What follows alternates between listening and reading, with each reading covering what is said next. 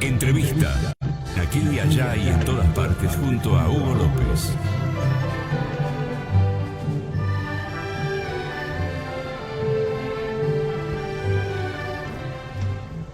Bueno, recién hablábamos que es una entrevista que hacía tiempo que queríamos tener.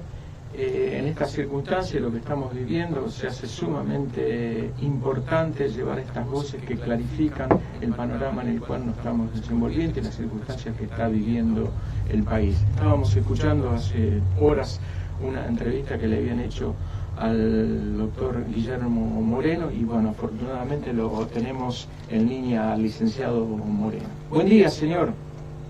¿Qué tal, Hugo? Sabe que escucho muy bajo, ¿eh? Bueno, ahora ya lo subimos, Ahí ahora estás mejor, bueno. O sea, que te acercaste la voz ahí. Sí, subimos un poquito el retorno. Señor, en esta última entrevista, bueno, nosotros venimos siguiendo mucho sus entrevistas y fundamentalmente las que hace con Chiche Hebru, que le dan el tiempo para que usted pueda exponer estas cuestiones. En la última entrevista, usted definía muy bien lo que era la persona, el hombre y la economía, y usted lo relataba que no eran cosas separadas, que iban juntas. ¿Por qué no nos explica un poco esto, que en estas circunstancias se hace fundamental este esclarecimiento? Sí. Mire, yo lo que intentaba era, sin ánimo de debatir, decir que a nuestro pueblo, a nuestra familia, tanto le tenemos que cuidar la vida, como tenemos que también cuidar su alimentación. Cuando uno habla de alimentación, estamos hablando de todos los bienes y servicios que necesita un ser humano, una familia, una sociedad, una comunidad para sobrevivir. Claro. Que no es vida o economía, sino que es vida y economía. Lamentablemente hay una desviación de lo que se considera el hecho económico y se asocia la economía con el placer de los ricos. El liberalismo salvaje. Bueno, en realidad los ricos no viven de la economía, sino viven de su riqueza, que algunos puede decir correctamente la hicieron con la economía, sí, pero ya la hicieron. La economía sirve para que vivan los humildes de la patria, y cuanto más humildes, más necesitan de la economía, porque más necesitan del día a día, más necesitan trabajar para comprar sus bienes, para obtener sus servicios. Entonces, lo que tiene que hacer el buen gobierno es vida y economía. Y uno ponía como ejemplo lo que aconteció cuando Jesucristo se había retirado a rezar con sus discípulos. La gente lo siguió. Cuando se quisieron dar cuenta, había más de 5.000 almas. Llegaba la noche y había que darle de comer. Es el famoso milagro de la multiplicación de los panes y los peces. Cristo, en ese caso, no por no saber economía, lo que multiplicó fueron los bienes para que la gente pudiera saciar sus necesidades, esto es panes y peces. No se le ocurrió repartir dinero, porque el dinero es un hecho simbólico que permite la adquisición de bienes siempre y cuando los bienes estén. Como dice Giovanni Papini, ¿no? Que el dinero es el estiércol del demonio, cuando lo especifica tan claramente, ¿no? Claro, esto tiene que ver con la representación de la economía a partir del dinero y no la representación de la economía a partir del trabajo. El dinero es el hecho simbólico que permite el intercambio de unos bienes por otros bienes. Obviamente el ser humano adquiere los bienes que necesita con el sudor de la frente, eso significa con su trabajo. Ahora, si se paraliza la economía, si la economía no genera bienes y servicios, por más que se reparta plata, la situación no va a tener solución. Hubiese pasado lo mismo que Jesucristo repartiera denarios ante esos 5.000 almas en aquel momento. Bueno, hubiesen tenido hambre igual, porque el hambre se la saciaban con panes y peces, por eso tuvo que multiplicar los panes y los peces. Claro que hubiese sido mucho más fácil multiplicar la plata, pero la gente seguía teniendo hambre. Entonces, ¿esto qué explica? ¿Qué es lo importante y qué es lo accesorio? Lo importante en la economía es la producción de los bienes y servicios, por eso es tan importante que la economía esté funcionando. Con las limitaciones que corresponde a que estamos inmersos en una pandemia, no hay ninguna duda. Sí. Pero en una guerra, si en este caso consideramos que los soldados que se quedan en la casa serían los soldados que van al frente, también el resto de la población trabaja para alimentar a esos soldados. No podemos tener a todo el mundo sin trabajar. Bien, hoy se han liberado algunas otras actividades, a la ferretería se sumaron los corralones, se sumaron las madereras, las casas que desinfectan, en fin, se han sumado una serie de actividades. Y de a poco va a haber que ir sumando todas las actividades necesarias para la generación de los bienes que hacen a la sobrevida de nuestra población. ¿Y quiénes se quedarán en casa? Bueno, los de alto riesgo, que son los mayores, aquellos empleados públicos o municipales, provinciales, nacionales, que puedan transitoriamente permanecer en su casa, el sistema educativo seguramente, y algunos otros subsistemas, los deportivos, que puedan, naturalmente, los de diversión, los teatros, los cines, en fin, turismo. Va a estar muy difícil que la gente vuelva al turismo en el corto plazo, pero con eso vos estás consiguiendo que la mitad de la población económicamente activa, entonces los que están en condiciones de trabajar, que van de 17, 18 años a 65, se queden en su casa, serían los soldados que van al frente. Pero el resto tiene que trabajar. Claro, a nadie se le ocurre que puede ganar una guerra con la economía paralizada, ¿no? Sí, esto acá me surge aquello de esa encíclica, ¿no? Del trabajo, una gracia de Dios, ponerle en función el trabajo del otro y del cuidado del otro también, ¿no? Sí, claro. Sí, claro. Es necesario que el hombre trabaje y trabaja en el marco de un sistema organizado, y el estudio de ese sistema organizado se llama economía. Podés tener una buena economía que tienda a la justicia social, o podés tener una pésima economía, que es la que estuvimos teniendo lamentablemente los últimos 4 años, que lo que hace es ahondar, profundizar las desigualdades en la sociedad. Exactamente. Bueno, la característica que tenga la economía hace a la visión que tenga el gobierno. Si es un gobierno peronista, mirará la economía de abajo para arriba. Si es un gobierno oligarca, la mira de arriba para abajo. Ahora mi pregunta, pero los dos hacen economía. Exactamente, yo digo, pero es fundamental, y usted precisamente como peronista y su perfil cristiano y humanista, digo, esa economía y ese diseño del Estado precisamente tiene que estar en manos del propio Estado y con estos ideales, porque usted lo señalaba recién, en manos del liberalismo salvaje. ¿Qué esperan? ¿Que el mercado regule todo esto? ¿Cómo lo va a regular el mercado? Por eso el Estado poniendo el acento en estos ideales que usted acaba de decir recién, ¿no? Por eso es tan importante hoy planificar la oferta. Nosotros tenemos un insumo clave de la producción que empieza a escasear, que son los dólares. Sí. Usted sabe muy bien que todos los complejos productivos tienen algo de insumos importados, o de una maquinaria importada, o de un repuesto importado. O sea, no nos podemos quedar sin insumo clave llamado dólar, porque es un insumo que está en todos los bienes y servicios que nosotros consumimos. Y ciertamente está escaseando. Entonces lo que tenemos que empezar a hacer es planificar la oferta a través de planificar la asignación de dólares que va a ser el Banco Central a aquellas actividades prioritarias para la economía. ¿Y cuáles son?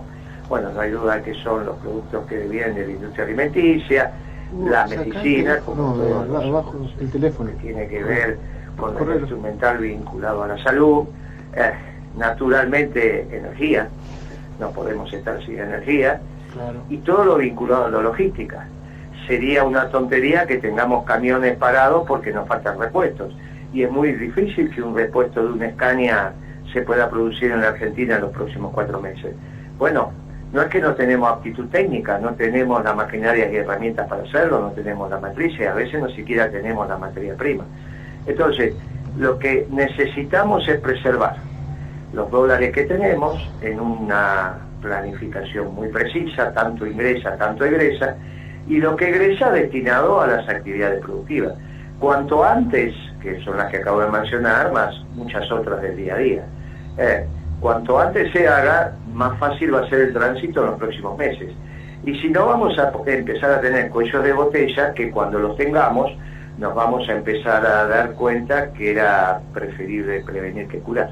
Bueno, este es el debate que estamos teniendo. En síntesis, es mira y economía, las dos cosas. Ahora, ¿cómo interpreta usted, señor, con una sociedad que está próxima a esta pandemia tan cercana, que ven que a propios y extraños lo está atacando, que haya grupos sociales que no lo hayan entendido? ¿Esto a qué se debe? ¿A los mismos medios de comunicación, y disculpe esto que voy a señalar, que quisieron demonizarlo a usted, o la propia tosudez del ser humano que no quiera reconocer esto? No, yo creo que hay un tránsito de adecuación y hay condiciones objetivas desde el punto de vista físico que hacen muy difícil el cumplimiento de la cuarentena en aquellos sectores donde hay hacinamiento. No sé si se estaba refiriendo a eso, sí, o a a los eso. sectores empresariales. No, a los sectores empresariales que lo están haciendo en forma salvaje. Usted recién lo ha explicado muy bien, y a través de un pensamiento cristiano y humanista, cómo armonizar todo esto. El otro de salir a hacer cacerolazos, de gritar, de infamias, de blasfemia contra el mismo Santo Padre, todas estas cuestiones, digo, cómo chocan dos pensamientos, ¿no? El que busca el bien común y el otro a través del enfrentamiento. Sí, la sociedad está de alguna manera planteando esa división, se vio claro en los discursos que se están expresando públicamente. Pero yo creo que, igual que plantea el Santo Padre, creo que hay que evitar los agravios y avanzar en la generación de comunidad. Con respecto al tema de los sectores empresarios, mire, la economía, igual que la política, se ordena de arriba para abajo. Claro. Yo tampoco estoy muy de acuerdo en pensar que si hay un desorden en los segmentos de los precios, el problema lo tiene los comerciantes. En todo caso hay que ir arriba, claro, los niveles de producción, los mayoristas, los distribuidores mayoristas y por último el comerciante. Lo que hay que hacer es trabajar con aquellos 100 personas jurídicas, y detrás de ellos están las personas físicas, que ordenan el abasto de la Argentina en términos de empresas. Con 6, 7, 8 empresas uno tiene el 70% del abasto de un supermercado. No es tan complejo llamarlo y decirle, muchachos, ¿dónde estamos parados? Que era lo que hacíamos en aquel momento. Igual, insisto, me parece que paulatinamente, pero hay que aprovechar ahora la fecha del 13 de abril para ir normalizando la producción, la distribución y la comercialización de los bienes y servicios indispensables para la población. La gente tiene que volver a trabajar. Sí. No vamos a pretender que todos, pero bueno, por lo menos la mitad de los que están en condiciones de trabajar tienen que volver a trabajar. Sí, con cuidado, por supuesto. Digo, ayer hablábamos con Juan Valerdi y saltó esto, mira, que la salida de todo esto, y hay un modelo, la comunidad organizada, ¿no es cierto? No hay ninguna duda. No solo la Argentina necesita peronismo, el mundo necesita. Bueno, Putin está en esa, ¿no? El filósofo de Putin le habla permanentemente de Perón, viene y da conferencia de Perón. Digo, el Perón que se está haciendo universal, a pesar de todas aquellas infamias que se dijeron, ¿no? Que hoy la salida sea la comunidad organizada y Perón en este nuevo modelo que no sé si vendrá o no. Y Alexander Dugin, que es el que usted está hablando, sí, descubrió el peronismo en la medida que empezó a conversar con los peronistas, sobre todo a través de la CGT. No lo conocía. Ajá. No lo conocía, también el mundo se ocupó de no difundir las buenas ideas, de saber cómo funciona. Sí, pero bueno, él vino acá, tomó contacto con los compañeros y a partir de ahí revisó muchas de sus ideas. Incluso dice, bueno, yo tengo que reconocer que no sé cómo seguirá Rusia si Putin desaparece, fallece. Ustedes ya demostraron que hace muchísimos años que murió Perón y sin embargo siguen con su doctrina intacta. Bueno, vamos a ver si los rusos podemos conseguir eso. Esto fue la importancia de Perón y su doctrina. Claro. Hoy el mundo, donde se debate entre dos nacionalismos, la globalización ya está terminada, sí, a partir de la asunción de Trump.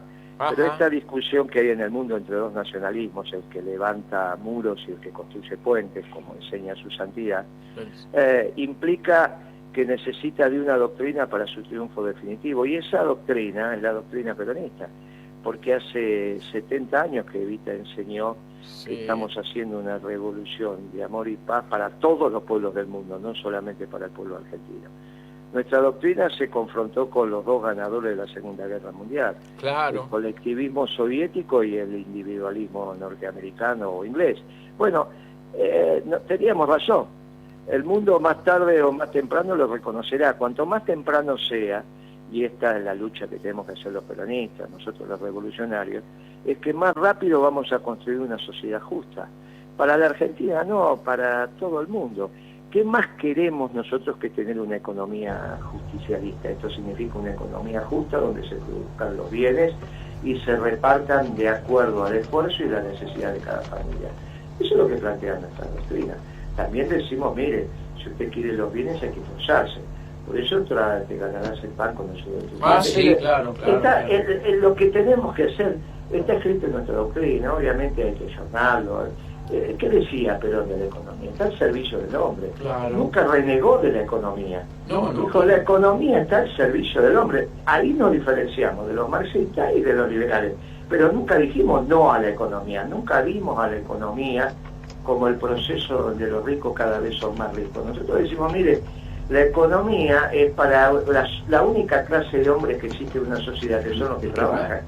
Hay una sola clase de hombres, por eso tampoco reivindicamos nosotros la lucha de clase. Y ahí tenemos nosotros que plantear nuestra economía, que es distinta a la liberal, pero desde ya que sí, que es distinta a la marxista, desde ya que sí, pero no renegamos de la economía. Por eso hoy nos viene muy a cuento la multiplicación de los panes y los peces, porque no es que Jesucristo no sabía de economía o no entendía que existía la moneda, es que sabía que con eso no se resolvían las necesidades. Exactamente, lo que usted dice, ¿no? Y pensando en esto, ¿no? Que muchas veces ese liberalismo salvaje, el marxismo colectivista, en definitiva esas puntas se juntan, porque fíjese, a veces uno ve a estos sectores que autodenominados progresistas que trabajan con el proyecto de los McNamara, los Rockefeller, los Soros, digo, esa ceguera que tiene algún sector y fundamentalmente en el progresismo que no entiende estas cuestiones que usted lo explica como un predicador, precisamente tan sencillamente, ¿no? Bueno, convengamos que parte de esos pensamientos son los que inundaron el gobierno de Alfonsín. Ah, sí, la socialdemocracia. Ahí había un teórico que era Portantiero. Sí. Y muchas de las cosas que uno escucha ahora, lamentablemente en este gobierno, también tienen bastante de ese tufillo. Socialdemócrata. Por eso, bueno, claro, por eso esto del progresismo, que finalmente no son más que el viejo marxismo reciclado, hay que tener también mucha precisión. Y yo le digo, miren, la cosa es simple, hay que ponerse a estudiar, hay que revisar. Claro. Yo leí el fin de semana algún diario, página 12, que hablaban de keynesianismo de guerra.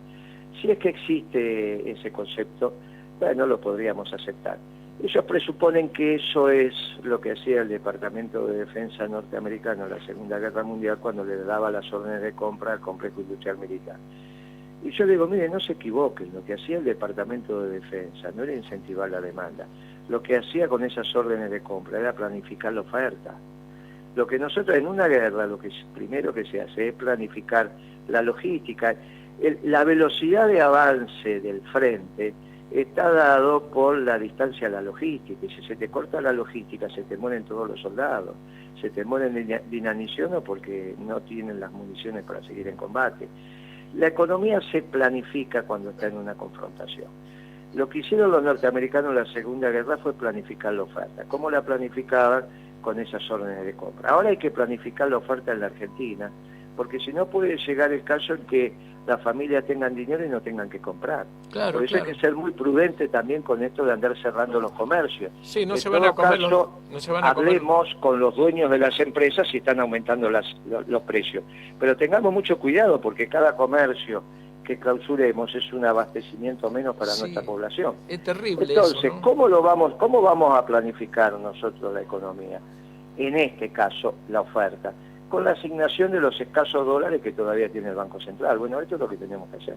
Bueno, entendemos y lo vamos viendo, esto ya alguna vez el coronel Pisolito nos hablaba de esto, que el mundo, la salida y el mundo lo que va es hacia el peronismo, ¿no? Hacia los ideales del peronismo, hacia las comunidades organizadas. Le digo, en esta etapa que uno no separarse del mundo, no se lo estoy explicando a usted, en todo caso para que usted lo desarrolle. Digo, la etapa nacional, la etapa continental y la etapa universal, pero defendiendo las identidades culturales, que son tan ricas y que, bueno, fundamentalmente eso nos hace más hombres, ¿no? En la aceptación de otras identidades culturales. Bueno, eso es lo que enseña su santidad cuando dice, claro que el mundo es uno, claro que hay una casa común, pero la forma geométrica no es la esfera, donde todos los puntos son iguales en esa figura y uno no los distingue si no los marca. Dice, la figura es el poliedro irregular, donde cada superficie del poliedro es un pueblo, y cada pueblo es necesario para conformar la figura. Todos los pueblos nos necesitamos. Ahora, ¿cómo los necesitamos? En un clima de amor y paz, como son las familias. Nadie puede plantear la confrontación de unos contra otros. Ahora, en la medida en que se saquen los pies del plato, también en algún momento hay que hacer lo que hay que hacer. Bueno, para eso está el gobierno, y uno en este caso lo que está haciendo es opinar en el marco de nuestra doctrina. Bueno, yo le agradezco mucho el llamado y el tiempo que nos ha No, dado yo se lo para agradezco a usted. Usted no sabe lo grato que me resultó a mí esta charla suya. Lo que sí le advertimos que dentro de sus posibilidades lo vamos a llamar varias veces para que nos hable del peronismo de esta manera, porque realmente es un orgullo tener a militantes de su calibre, ¿no? Bueno, muchas gracias y a disposición. Bueno, muchas gracias. Que estaremos para hablar mientras el tiempo lo permita, lo haremos. Un bueno, abrazo grande gracias. y un fuerte abrazo peronista especialmente. Igualmente, saludo a su familia, señor. Muchas gracias. Igualmente. Chao.